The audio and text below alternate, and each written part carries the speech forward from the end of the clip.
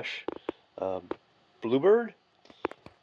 When you find these old vintage models, you're lucky if you just find the model, get it running, and clean it up a little bit, and you're happy. But this engine, fortunately, we have a little more history about this piece.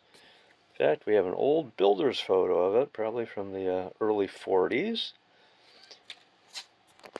We're pulling some lowball car here, scratch-built car, and a couple of Walther's cars painted up with the original Wabash paint. Here's the builder here, Floyd, William, or Bill Gresham, born in Huntington, Indiana, and then moved later to Fort Wayne. When he was Huntington, he worked for Jack Ferris, scale model railways, custom building engines. They had some in their catalog here, but they would also custom build anything you wanted. Wabash and Erie. There are a number of other smaller railroads that they modeled.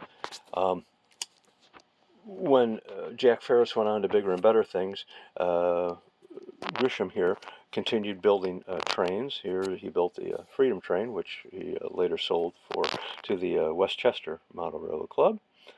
In 1947, Gresham went to California via train to the NMRA convention.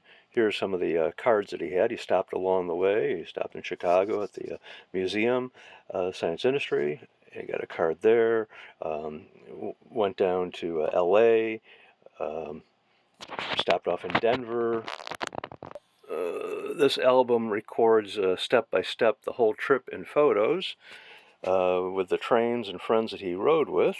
And he also brought with the Erie Pacific. And here it is running on the Denver layout. It was in the basement of Union Station. Here's a flyer for the NMRA convention, which was in Oakland in 1947. And he was able to run on the East Bay layout. There, the engine is there.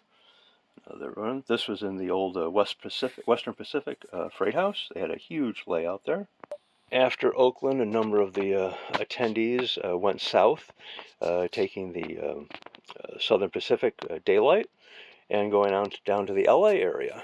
In Santa Barbara, he was able to run along on the Canal City Lines Railroad. He was also able to visit Minton Cronkite's layout. Couldn't run there because that was Q gauge. There's Minton's layout, and that building in the back here, that's his building just dedicated for model railroading. That's his backyard. Quite nice. Also stopped by Centella Valley, but couldn't run there because that was inside third rail.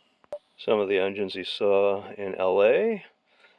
He took the Santa Fe back to St. Louis. He was able to board the Wabash Bluebird back to Chicago.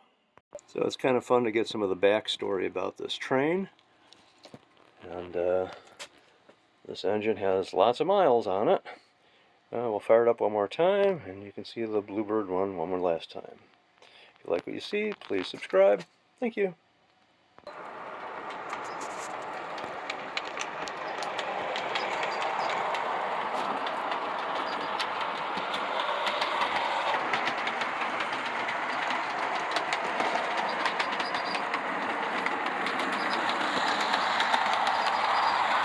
Thanks for watching.